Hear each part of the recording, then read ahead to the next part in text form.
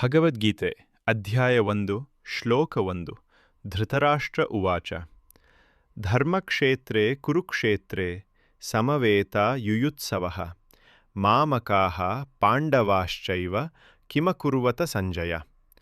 ಧೃತರಾಷ್ಟ್ರ ಉವಾಚ ಧರ್ಮಕ್ಷೇತ್ರೇ ಕುರುಕ್ಷೇತ್ರೇ ಸಮವೇತಾಯುಯುತ್ಸವಃ ಮಾಮಕಾಃ ಪಾಂಡವಶ್ಚೈವ ಕಿಮಕುರ್ವತ ಸಂಜಯ.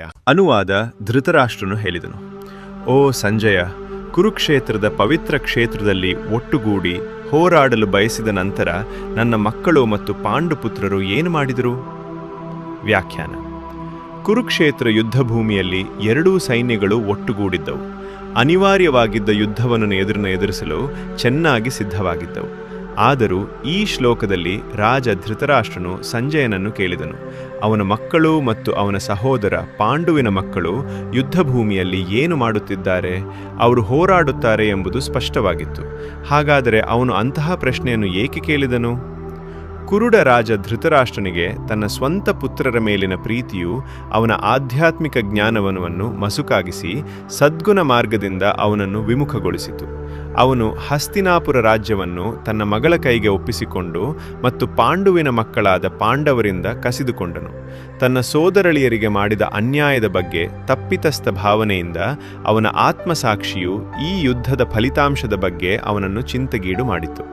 ಧೃತರಾಷ್ಟ್ರನು ಬಳಸಿದ ಧರ್ಮಕ್ಷೇತ್ರ ಅಂದರೆ ಧರ್ಮದ ಭೂಮಿ, ಸದ್ಗುಣಶೀಲ ನಡವಳಿಕೆ ಎಂಬ ಪದಗಳು ಅವನು ಅನುಭವಿಸುತ್ತಿದ್ದ ಸಂದಿಗ್ಧತೆಯನ್ನು ಚಿತ್ರಿಸುತ್ತವೆ. ಆಚರಣೆಗಳನ್ನು ವಿವರಿಸುವ ವೇದ ಪಠ್ಯಪುಸ್ತಕವಾದ ಶತಪಥ ಬ್ರಾಹ್ಮಣದಲ್ಲಿ ಕುರುಕ್ಷೇತ್ರವನ್ನು ಕುರುಕ್ಷೇತ್ರಂ ದೇವಯಜನಂ ಎಂದು ವಿವರಿಸಲಾಗಿದೆ.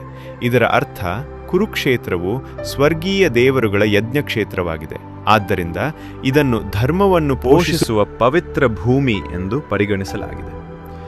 ಧೃತರಾಷ್ಟ್ರನು ಪವಿತ್ರ ಭೂಮಿ ತನ್ನ ಪುತ್ರರ ಮನಸ್ಸಿನ ಮೇಲೆ ಪ್ರಭಾವ ಬೀರಬಹುದೆಂದು ಭಯಪಟ್ಟನು.